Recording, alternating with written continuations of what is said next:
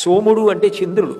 చంద్రుడు నిజానికి ఆ శ్రీమన్నారాయణుడికే ఒక కన్ను. చంద్ర సూర్యౌచ నేత్రే అని విష్ణు సహస్రనామ స్తోత్రం యొక్క పీఠికలో క్షీరోధన్వత్ ప్రదేశే శిశుమణి విలసత్సైకతే ముక్తికానాం అలా క్లప్తా సనస్త స్ఫటిక మణినిభైర్మౌక్తికైర్మండితాంగ శుభ్రైరభ్రైరదభ్రైరుపరి విరచితైర్ముక్త పీయూషవర్షై ఆనందీన పునీయాత్తరినళిన గదా శంఖపాణిర్ముకుంద భూపాదౌ యస్య నాభిః వేదసుర నిరశ్చంద్ర సూర్యౌచ నేత్రే అంటారు.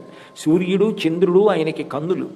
సూర్యుడు కన్ను అంటే సూర్యుడు తపింపచేస్తాడు. ఒక కంటితో రాక్షసత్వాన్ని తపింపచేస్తాడు. ఎవరు ఆయన యందు భక్తి కలిగి ఉన్నారో వాళ్ళని అంత చల్లగా చూస్తాడు.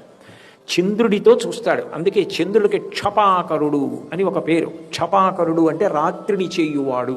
చంద్రుడు వచ్చాడు అనుకోండి, రాత్రి అవుతుంది. రాత్రి అయితే సాత్విక భూతములు పడుకుంటాయి. రజోగుణ తమోగుణ భూయిష్టమైనటువంటి భూతములన్నీ నిద్రలేస్తాయి.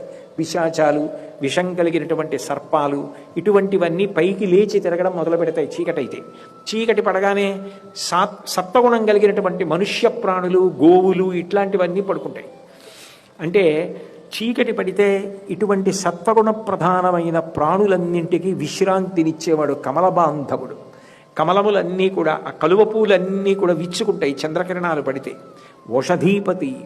లోకంలో ఒక వడ్లగింజ తీసుకెళ్లి భూమిలో పాతితే మళ్ళీ మొక్క వచ్చి కంకొచ్చి చారెడు ధాన్యం వస్తుంది.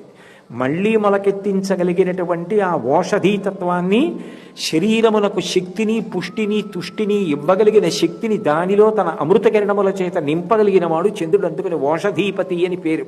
ఈ శక్తులన్నీ ఎవరి వలన వచ్చాయి అంటే పరమాత్మ చంద్రుడికి కటాక్షించాడు.